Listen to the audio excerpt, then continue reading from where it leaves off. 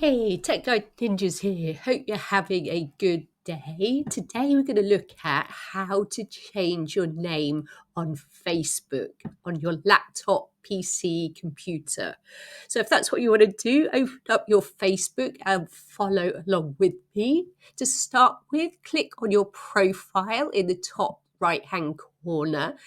Go down and click on settings and privacy, and then settings again.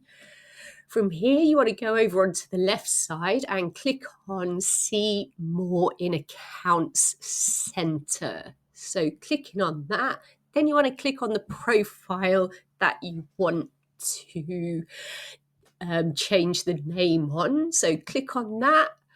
And from here, you can click on the name or your username, profile picture, whatever you want to change. So today we're changing the name. So I'm going to click on name, and I can't change mine because you can only change it every 60 days. So I'm going to leave mine as it is. But if you wanted to change your name, you click on the first name, change it, or your surname, whatever you want to do.